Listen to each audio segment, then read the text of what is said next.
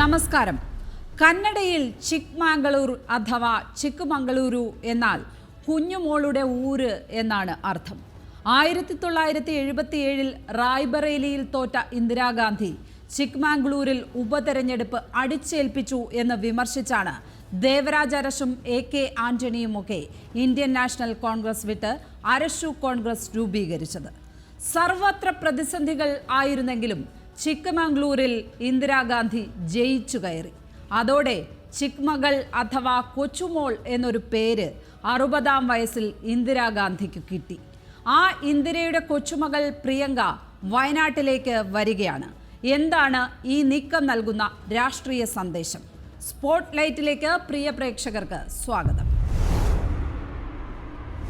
റായ്ബറേലിയിൽ ഇന്ദിരാഗാന്ധിയും അമേത്തിയിൽ സഞ്ജയ് ഗാന്ധിയും തോറ്റ 1977. അടിയന്തരാവസ്ഥ വിരുദ്ധ തരംഗത്തിൽ രാജ്യമെങ്ങും കോൺഗ്രസ് നിലംപൊത്തിയപ്പോഴും DB ചന്ദ്രേഗൌഡ 64,568 വോട്ടിന്റെ ഭൂരിപക്ഷത്തിൽ ജയിച്ചു കയറിയ മണ്ഡലമാണ് ചിക്ക്മാംഗളൂർ. ആ DB ചന്ദ്രേഗൌഡയെ രാജിവയ്പ്പിച്ചാണ് ഇന്ദിരാഗാന്ധി 1978 ഉപതെരഞ്ഞെടുപ്പ് സൃഷ്ടിച്ചത്. അതാണ് വലിയ എതിർപ്പിന് അന്ന് കാരണമായത്. ഇന്ന് തീർത്തും വ്യത്യസ്തമാണ് സാഹചര്യം. റായ്ബറേലിയിൽ വമ്പൻ ഭൂരിപക്ഷത്തിൽ ജയിച്ച രാഹുൽ ഗാന്ധിയാണ് വയനാട് സീറ്റ് ഒഴിഞ്ഞത്. കഴിഞ്ഞ തവണ രാഹുൽ തോറ്റ അമേത്തിയിൽ ഇത്തവണ മത്സരിച്ചത് 1977 സഞ്ജയ് ഗാന്ധിയുടെ തെരഞ്ഞെടുപ്പ് ഏജന്റ് മാത്രമായിരുന്ന കിഷോരി ലാൽ ശർമ്മയാണ്.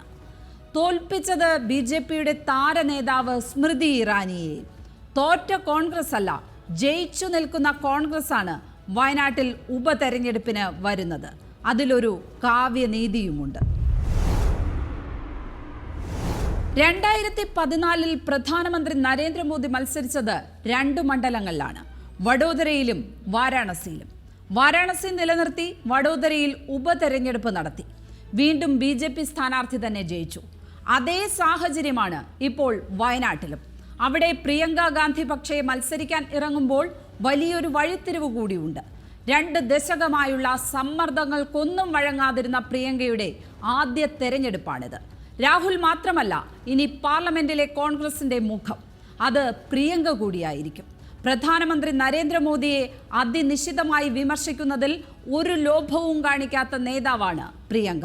പലപ്പോഴും അക്കാര്യത്തിൽ രാഹുൽ ഗാന്ധിയേക്കാൾ ശക്തമായ നിലപാടുകളും പ്രിയങ്ക സ്വീകരിച്ചിട്ടുണ്ട്. പ്രതിപക്ഷം ദുർബലമായിരുന്ന കഴിഞ്ഞ 2 ലോക്സഭകൾ പോലെ അല്ല ഇപ്പോൾ. തുല്യശക്തികളുടെ ആ പോരിൽ പ്രിയങ്കയുടെ ശബ്ദം കൂടി ലോക്സഭയിൽ എത്തിക്കുന്നതോടെ കോൺഗ്രസ് പുതിയൊരു ഇന്നിംഗ്സ് തുടങ്ങുകയാണ്. രാഹുൽ ഗാന്ധി വയനാട്ടിൽ മത്സരിക്കാൻ വന്നപ്പോൾ നടത്തിയ പ്രസ്താവനയല്ല പ്രിയങ്ക എത്തുമ്പോൾ CPI നടത്തുന്നത്. വനിതാ സ്ഥാനാർത്ഥിയെ കോൺഗ്രസ് നിർത്തിയതിൽ സന്തോഷം എന്നാണ് ആനി രാജ പ്രതികരിച്ചത്. രാഹുൽ മത്സരിക്കരുതായിരുന്നു എന്ന് പറഞ്ഞ ആ നിലപാടുകൾ CPIയോ LDFോ ഇപ്പോൾ പ്രിയങ്കയുടെ കാര്യത്തിൽ സ്വീകരിക്കും എന്ന് തോന്നുന്നില്ല. 2019 കൈപിടിച്ചു കയറ്റിയ വയനാട് രാഹുൽ ഗാന്ധിക്ക് ഉപേക്ഷിക്കേണ്ടി വന്നത് ഉത്തർപ്രദേശിലെ രാഷ്ട്രീയ സാഹചര്യത്തിന്റെ പശ്ചാത്തലത്തിലാണ്. കോൺഗ്രസ് നേരിടേണ്ടത് ഉത്തരേന്ത്യയിലെ BJPയെ അല്ലേ എന്ന കേരളത്തിലെ LDFന്റെ ചോദ്യത്തിനുള്ള ഉത്തരം കൂടിയാണ് ഇത്. രാഹുൽ ഗാന്ധി ഉത്തരദേശത്തെ BJPയെ തന്നെ നേരിടാൻ തീരുമാനിച്ചിരിക്കുന്നു. വയനാടിനെ കൈയൊഴിഞ്ഞിട്ടുമില്ല.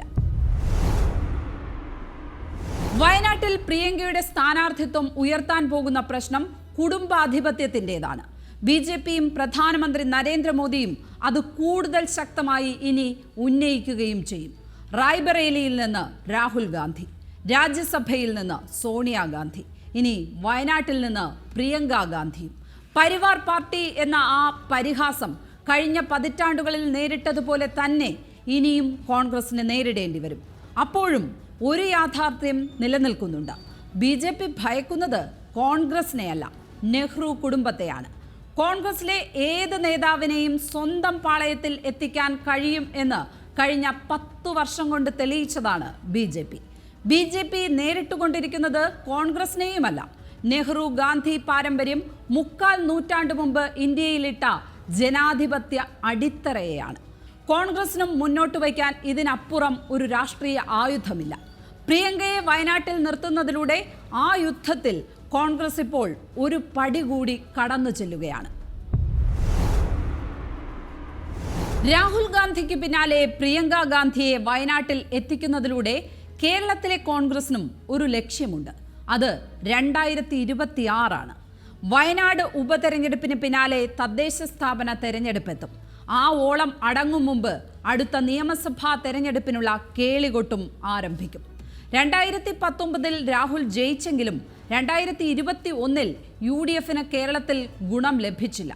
അതിനു കാരണം ഏറ്റവും ദുർബലമായ കോൺഗ്രസ് ആയിരുന്നു അന്ന് കേന്ദ്രത്തിൽ എന്നതാണ്. ഇപ്പോൾ 100 സീറ്റ് തികയ്ക്കുന്ന കോൺഗ്രസ് ആണ് 2026 ആളും അർത്ഥവും ഇറക്കാൻ കെൽപ്പുള്ള പാർട്ടിയുമാണ്. പ്രിയങ്ക വയനാട്ടിലേക്ക് വരുമ്പോൾ അത് ഇന്ദിരാഗാന്ധി ചിക്കമംഗളൂരുവിൽ വന്ന് ജയിച്ച് മടങ്ങിയതുപോലെയല്ല. ഒറ്റത്തവണത്തേക്കുള്ള അത്താണിയല്ല ഇത്. നെഹ്റു കുടുംബത്തിന് അമേത്തിയും റായ്ബറേലിയും പോലെ സ്വന്തം ഇടമാവുകയാണ് വയനാടും. അതുകൊണ്ടാണ് കേരളത്തിലെ കോൺഗ്രസിനും ഇത് ദീർഘകാലത്തേക്കുള്ള അടിത്തറയാകുന്നത്. പുതിയൊരു വിഷയവുമായി സ്പോട്ട്ലൈറ്റ് നാളെ. നമസ്കാരം.